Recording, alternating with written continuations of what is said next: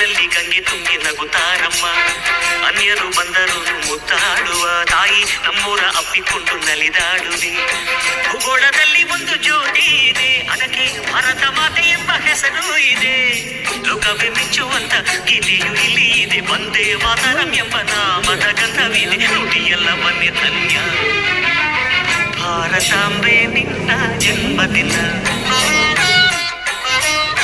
ಭಾರತೀಯರ ಶೌರ್ಯ ಮೆರೆದ ದಿನ.